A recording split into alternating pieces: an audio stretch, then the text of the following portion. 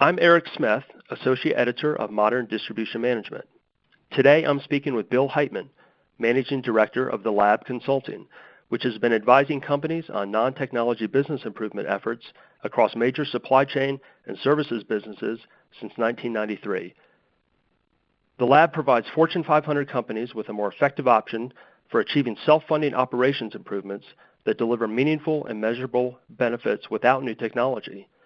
In his 10-year consulting career prior to joining the Lab, Bill worked as a manager with Capgemini and a predecessor strategy consulting firm named the Mac Group.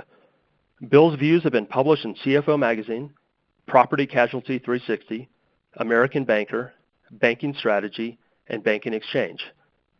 In today's executive briefing, Non-Technology Improvements for Distributors, Bill will discuss ways companies can streamline their operations and make their sales teams more effective through processes that don't require capital investment or outsourcing. Thanks for joining us today, Bill. Thank you, Eric. Delighted to address your group here. Well, first, Bill, tell me a little bit about the Lab and why you created it more than 20 years ago. Yes, we originally started, there were 4 of us, and you can think of us as refugees from big consulting. We all came from the name brand firms, Deloitte, Capgemini, Monitor Group. And one of the catalyzing ideas for founding the Lab was that we noticed that the great majority of improvements that were available were non-technology. And a lot of the firms that we worked for had a heavy emphasis on technology. So back then, as today, the marketplace is well served by technology providers. But non-technology, not so much. It's a bit of a gap in the marketplace. So that's where we decided to post our flag and stake out our territory. And we built our practice. We are not anti-technology whatsoever, so I need to say that. But we built our practice and our offering really around three basic ideas. The first one I already mentioned, focus on non-technology improvement. But secondly, what we noticed is that these improvements were highly similar. So we created what we call templates so that we don't have to rediscover the improvements, remap business processes from scratch over and over again. That lets us go really fast and find more improvements. And finally, if we know what we're talking about, we should be able to self-fund all of our engagements. So those are the 3 core elements of our history and our service offering. And as you'll see, we've got some pretty well-known household name clients, and we've worked across their organizations. Overall, our experience is about 60% concentrated in service firms and about 40% concentrated in supply chain firms, which are manufacturers and distribution companies of all types. Bill, you wrote an article a few months ago for Industry Week about how a company's upstairs factory often trains its productivity. What do you mean by the upstairs factory, and how can companies make improvements to the way the upstairs factory operates? Yes, upstairs factory is one of the buzzwords that we coined to help people think about non-technology improvement, which, by the way, is not new at all. Think of industrialization. Think of Henry Ford and the first assembly lines. If we think of the downstairs factory, and let's think about plant and equipment, waste and scrap. So for a century, companies, businesses have been improving the labor on the assembly line. So that is manual labor. All right? That is an intangible asset, but they're touching tangible assets, punch presses, they're driving trucks, they're making and moving things. And that's where the majority of attention has been focused on non-technology improvement related to capital equipment or capital technology. That was great for about a century because for a century or so, the great majority of market value, the Dow Jones Industrial Average value, about 2/3 of it or more were concentrated intangible assets, property, plant, and equipment. That was king for a century. But then around the mid-90s and the early 2000s, that changed, and it changed really rapidly. Over the course of 25 years, it reversed, it flipped. So now the majority of value in the Dow Jones Industrial Average is intangible. So sure, some of that is in Google and it's in Microsoft and the glitzy Silicon Valley companies that we see, but that's a minuscule portion of it. Much of it is in the intangible operations of businesses today. So our knowledge workers, our upstairs factory, has grown over the last century about 6 times as fast as the overall population of employees in the U.S. So while we were minimizing our activity on the manufacturing floor, which is now about 8% of the U.S. Working population, meanwhile, our upstairs factories have exploded both in size and in importance.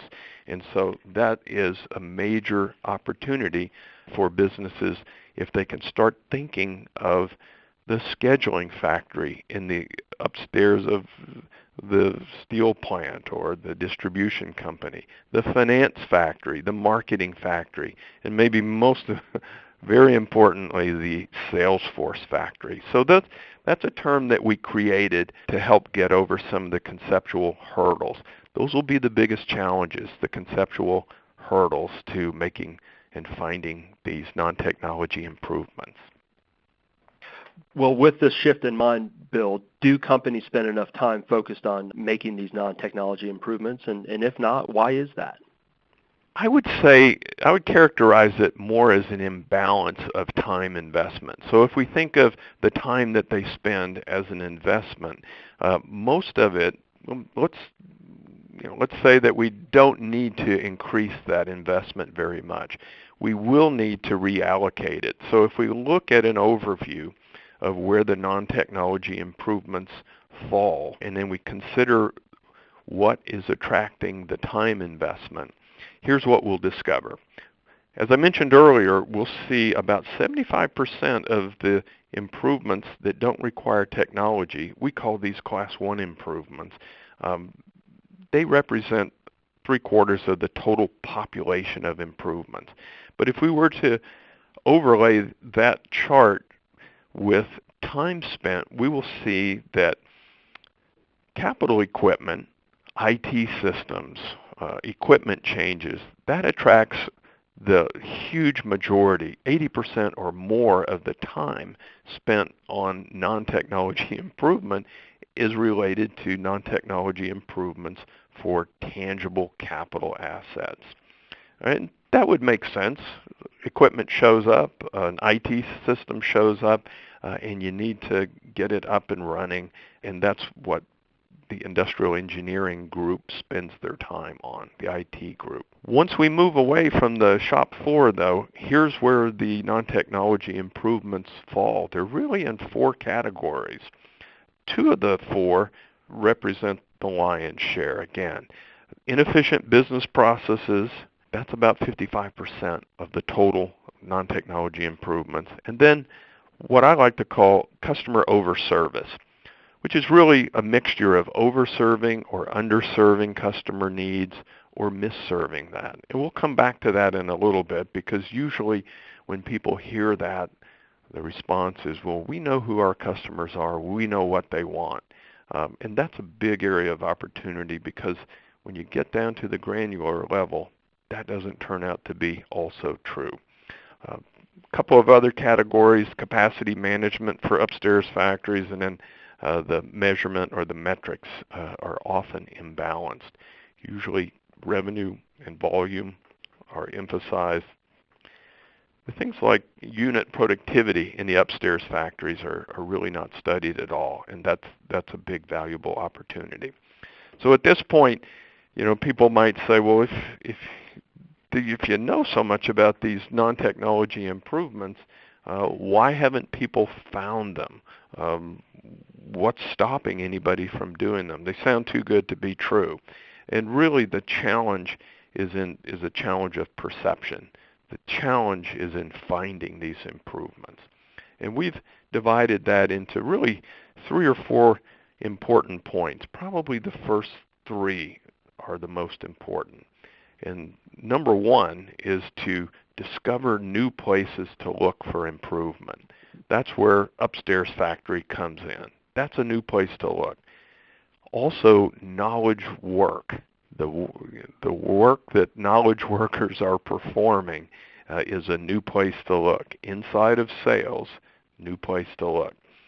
Inside of the finance group, those are places that usually get overlooked in the conventional improvement approach. The second way to find new improvement opportunity is to see it differently. Let me give you an example, again, from the shop floor. Virtuous waste. Often we're correcting improvements. The second challenge to overcome is tricky as well. Number 1 and 2 are the trickiest of the list here. Virtuous waste. We'll come back to that in more detail, but those are activities that are waste, but they actually disguise themselves as righteous, useful activities such as customer service. Number 3, if we overcome the hurdles of number 1 and 2, what happens is the work starts to look fairly standardizable. We start to see opportunities that we couldn't see before, and then we can start to bring in our familiar tools of industrialization, which we learned from Henry Ford and the Industrial Revolution. And then finally, once we do that, we can start to calculate the value. So those are really the challenges. And how do we overcome them specifically? Just drilling down on the first 3 a little bit more. Knowledge workers. I think, as we said before, knowledge worker term has been around for about 50 years. Knowledge worker definition is still in flux. We really haven't agreed on what that is. Generally, people think again of Silicon Valley. They think of the Googles of the world and full of knowledge workers. That's true, but that's only a small portion. Most of the people in the finance, in sales, and in marketing are classified as knowledge workers, but when you study the work that they do, as we have, as some industry groups have, you'll find about 2/3 of their activities are repetitious. So they're correcting errors, and they might be somewhat unique errors, but they're doing that over and over again. So that's a big opportunity. Number 2, virtuous waste. If we're on that factory floor again and we have waste, we've got scrap, we've got machine downtime that give us evidence that waste is there, that there's a root cause, and we'll go fix that. And we talk to the people who are fixing it, they'll agree that it's waste. But when we're in sales and we're onboarding a new client, or we're processing an order and 30% of the data is not in good order, when we talk to the people correcting that, they'll say, no, we're preserving revenue. We're keeping customers happy. We're helping the sales force be more effective. That's what we call virtuous waste. Much of that work is eliminable. You can reduce it at the root cause and knock that out. It's waste, but it's pretending to be customer service. And then finally, industrialization, standardizing the products of the sales factory, the finance factory. It sounds undoable. It sounds like it's impossible. But as we start to analyze and standardize, these will be quite easy to standardize. So those are 3 ways to help overcome those perception challenges. Bill, what are some ways that companies can begin implementing these non-technology improvements to improve their operations? A great place to begin is with customers themselves. We talked a little bit about customer needs, customer value. We have something called a customer value model. Often our clients will say we understand our customers, but like so many things, you think you do, but then the people, you can leave the room with 2 different impressions. For example, contact center. We went to a top performing client of ours, had a great contact center, and they said, you know what, we've already identified an improvement. We know that customers calling in here want their first pension check in a hurry because they call in and ask, when will I get my first check? So they decided to do a software upgrade. That's a technology-enabled change, and they figured that would solve the problem. When we talked and interviewed with those customers calling in, they said, no, I just want to know when I'm going to get my check. We brought that back. Our client said, oh, we could have saved you some time. The customers never look at that information. It's in their package. So we fixed that with a sticky note on the outside of the package. Non-technology change avoided a multi-million-dollar software upgrade. Bill, it sounds like there are some specific advantage to making these types of improvements over some of the more traditional types of improvement that revolve around technology. Exactly. Once you overcome the hurdles of finding these improvements, they're faster. As you can imagine, putting sticky notes on there is a few pennies per sticky note. Faster to implement, faster time to benefit, no capital outlay, and they actually, once you standardize it, makes it easier to automate should you decide to do that. Bill, let's talk specifically about how non-technology improvements can enhance a company's sales and support business processes. What are some ways that businesses, especially distributors, can deploy these techniques to make their sales teams more effective?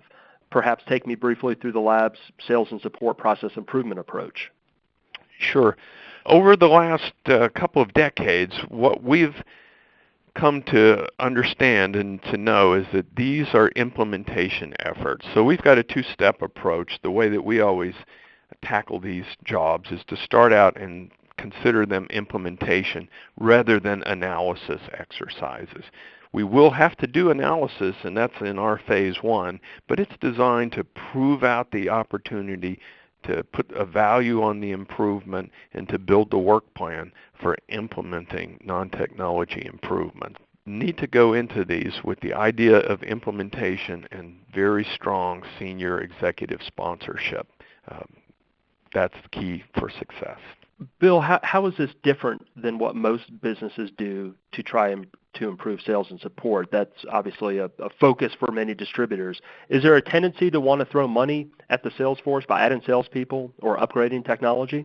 Yes, absolutely. We encounter that day in and day out. One of the things that's lacking in the sales upstairs factory is a good understanding of the sales process. So one of the first things that's helpful to avoid throwing sales staff at the problem of revenue growth is to get some detailed activity level process maps that cover 80 to 90% of the human work activity in sales, in order management, and processing. Most likely, there's a better understanding of the fulfillment operation than there is everything that happens upstream to that. So that's a major opportunity. And when we talk about mapping, we're talking about what I'll call nanoscale, 10, 15-minute activity increments. So they make very complex, rich maps that have literally scores or hundreds of activity level improvements on them. So that is essential to success. That's where you start. Once you do that, you can start to pull back and then analyze a little bit some of the touch points in the sales process. This is always a good opportunity. Touch points, handoffs in any business process, but particularly in sales. In one example here where we've mapped it, and then we've pulled back a step, and we're looking at cycle time. We've done some benchmarking, and we've discovered that our competitors are delivering orders in about half the time that we are, and then nobody knows why that is. But after process mapping, we're able to see that about 66% of our orders are hung up in the order and quote steps within sales. That's a little unusual. Most of the time you get salespeople complaining that support is slowing everything down. In this case, we're seeing just the opposite. Everything's lodged in sales. Well, I wonder why that is. So as we keep digging, we looked at a number of factors, interviewed the salespeople, and one of many factors is sales comp structure in this case.